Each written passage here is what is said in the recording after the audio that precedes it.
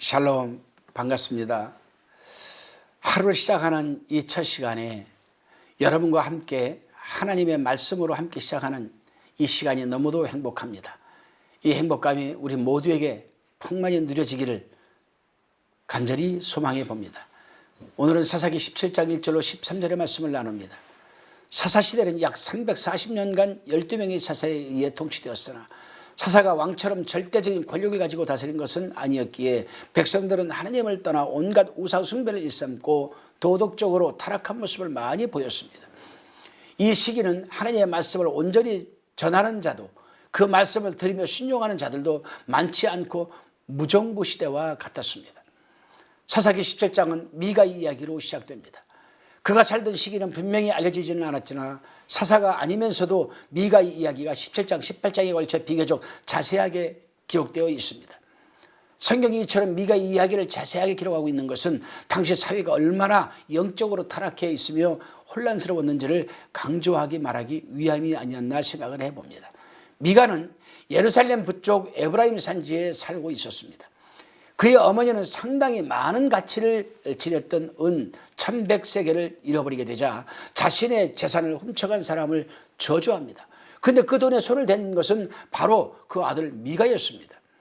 미가는 어머니 저주가 자신에게 미칠 것을 두려워하여 어머니에게 돌려드렸고, 어머니는 자신의 저주가 아들에게 미치지 않도록 은 200세겔을 하나님께 드리기로 합니다. 미가의 어머니는 아들을 저주의 덫에서 풀어내기 위해 생각해낸 것이 하나님의 신상을 만들어 자신의 믿음의 열심을 표현하고자 하는 것이었습니다. 하나님을 어떤 형상으로 만들어 섬기려 했던 이들의 모습은 당시 이스라엘 백성이 얼마나 영적으로 무지하며 부패해져 있었는지를 잘 보여주고 있습니다.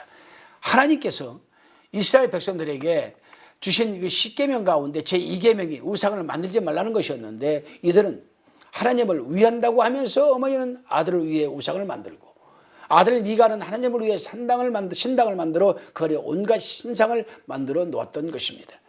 그리고는 자신의 아들을 우선 제사장으로 세웠습니다. 성경은 이러한 당시 사회의 모습을 한 줄로 잘 요약해서 말하고 있습니다. 본문 6절 말씀입니다. 그때에는 이스라엘에게 왕이 없으므로 사람마다 자기 소견에 옳은 대로 행하였더라.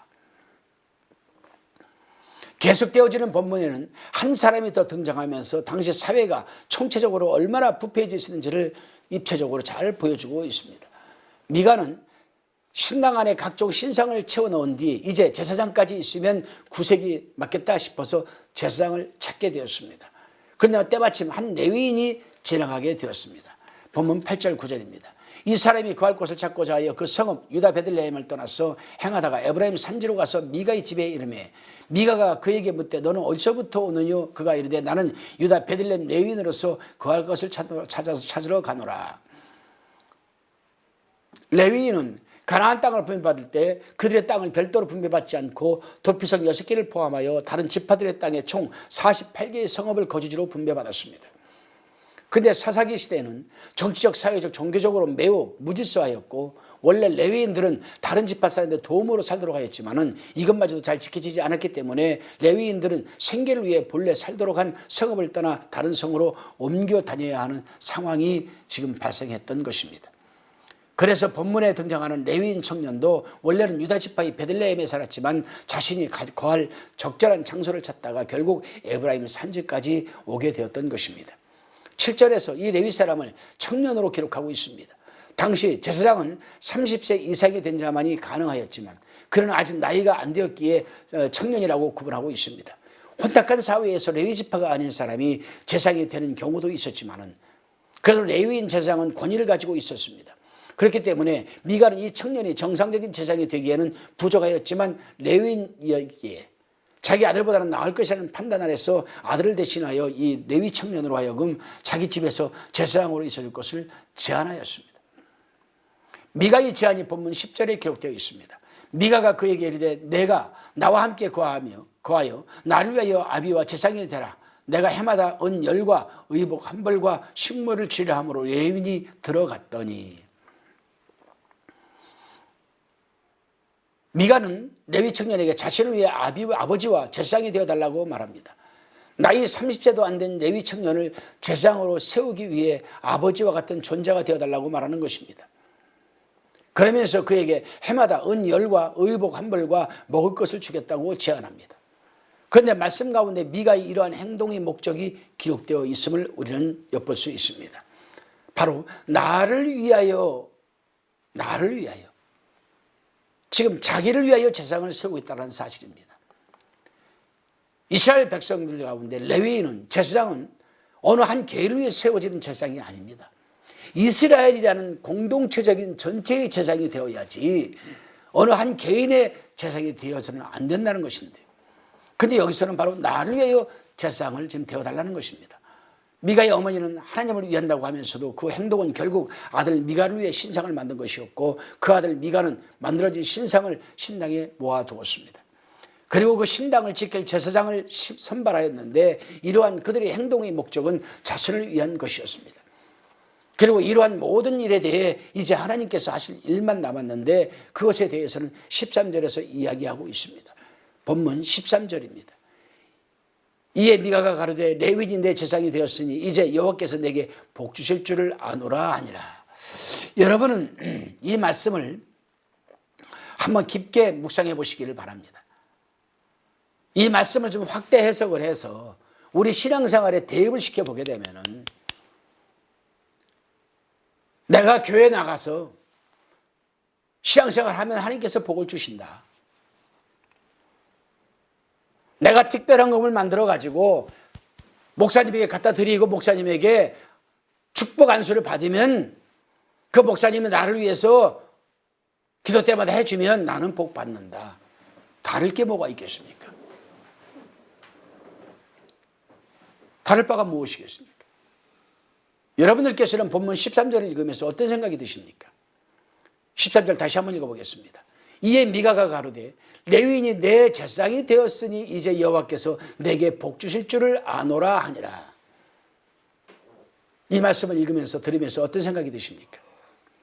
자신의 유익을 위해 하나님이 어떤 분이든 무슨 말씀을 하셨는지에 대해서는 관심을 갖지 않고 단지 자신에게 복 주시는 하나님이면 된다는 생각을 가지고 열심히 형상도 만들고 그 형상을 놓을 산당 신당과 그 신당을 관리할 제사장까지 세우는 모습, 여러분은 우상 섬기지 않습니까? 여러분이 형상 만들지 않습니까? 사도 바울은 고린도 교인들에게 그렇게 말했습니다. 탐심도 우상숭배니라. 탐심도 우상숭배니라. 그렇다면 오늘날도 우리는 얼마든지 하나님의 말씀과는 상관이 없이, 하나님과는 상관이 없이 내가 만들어내고 내가 추구하는 부분을 하나님보다도 더 적극적으로, 전폭적으로 믿고 따르며 우상을 섬길 수가 있다라는 사실입니다. 하나님이 아닌 자신이 열심을 다해 완벽하게 준비해놓은 제단 위에 이제 하나님께서 복이라는 불로 그 제물을 태우시기만 하면 하나님도 좋고 자신도 좋다는 생각을 가지고 있는 모습을 우리는 어떤 생각이 들겠습니까? 그런데 본문을 읽다 보면 미가가 이처럼 하나님 앞에서 죄를 짓는데 크게 일조한 한 사람의 모습을 우리는 어렵지 않게 찾을 수 있습니다. 그는 바로 미가의 잘못된 행동에 맞장구 쳐준 레위 청년이라는 사실입니다. 에브라임 산지에 정착하기 위해 내려온 이 레위 청년에게 안락한 생활을 보장해주는 미가의 말은 참 달콤한 제안이었습니다. 하나님 보시기에 바른 일은 아니었지만 레위 청년은 미가의 아들처럼 대우를 받으며 편안한 삶을 살 수 있었습니다. 이 모습이 11절에 기록되어 있습니다. 레위인이 그 사람과 함께 거하기를 만족히 여겼으니 이는 그 소년이 미가의 아들 중 하나같이 됨이라. 미가는 레위 청년을 아버지처럼 제사장이 되어달라고 요청을 하였지만 제사장으로 고용되어 미가로부터 실제적인 도움을 받으며 살아야 했던 이 레위 청년은 결국 미가의 아들처럼 살아갈 수밖에 없었다는 사실입니다. 레위 청년은 생활에 있어서는 안정되고 풍요로운 삶을 누릴 수는 있을지는 몰라도 그가 하나님께 제사드리는 제사장의 직무를 온전히 감당한다는 것은 불가능하였습니다. 여기서 우리는 또 한 번 우리 신앙생활에 대입을 해봐야 됩니다. 목사는 목회를 하는 이 목양 과정에 대입을 해봐야 되고, 성도는 신앙생활에 한번 대입을 해봐야 됩니다.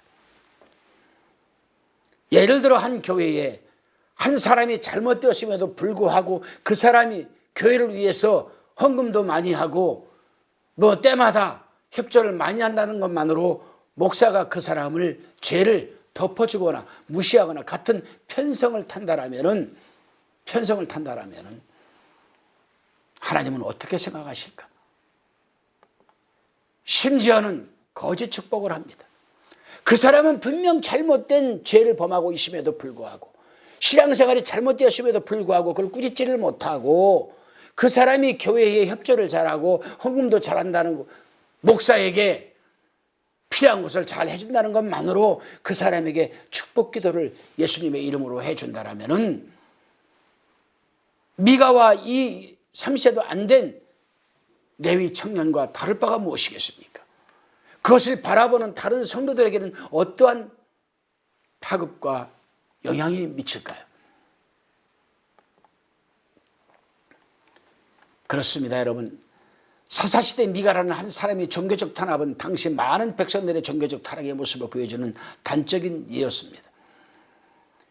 그런데 이런 미가의 모습이 사사시대에만 발견되는 것이 아니라 오늘날을 살아가는 우리의 모습 속에서도 나타나는 것을 우리는 보게 됩니다. 어떤 일을 하면서 나름 열심히 있는 모습을 하나님께 기뻐 받으시고 그로 인해 복을 주실 것이라 기대할 때가 많이 있습니다.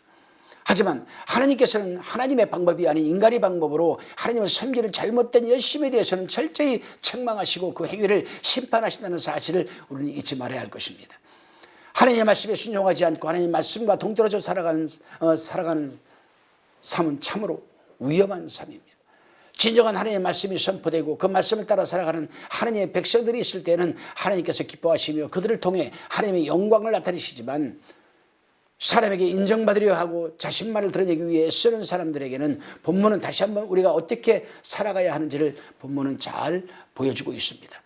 영적으로 혼탁한 시대에 자기 생각과 소견대로 살아가며 자기 방식대로 하나님을 섬기려 하는 사사시대의 무지한 백성이나 이러한 사람들의 잘못된 행동을 분명히 지적하기보다는 오히려 맞장구치며 자신의 욕심과 이익의 기회만을 살피는 악한 지도자의 모습은 오늘날에도 어렵지 않게 찾아볼 수 있습니다. 혼탁한 상황에서 거세게 부는 바람과 풍랑으로 인해 오히려 힘들고 불확실한 삶을 살아갈 수 있지만 이런 상황에서 자신의 생각을 따르기보다는 오히려 이 시간을 통해 하나님의 이끄심을 바라보며 하나님의 말씀에 철저히 순종하는 태반의 삶을 살아갈 때 하나님께서는 그 가운데 하나님의 영광을 온전히 나타내 주시는 줄로 믿으시기를 바랍니다. 기도하시겠습니다. 주님, 영적으로 혼탁한 시대에 많은 이들은 자신의 소견에 옳은 대로 살아가려고 합니다. 어떤 이는 하나님을 위한다 하면서도 결국은 자신의 욕심과 이익을 위해서 하나님까지도 이용하려는 모습을 보이는 모습을 많이 보게 됩니다. 미가와 한 레위 청년의 모습처럼 이 시대 잘못된 욕심으로 자신만의 이익을 위해 살아가거나 현실과 타협하며 살아가는 모습이 아니라 혼탁한 시기에도 하나님의 인도하심으로 진심을 바라며 주님께 온전히 의지하는 태바의 삶을 살아가는 한 사람 한 사람으로 살아가게 도와주옵소서. 이 모든 말씀 감사드리옵고 예수 그리스도 이름으로 기도드리옵나이다. 아멘.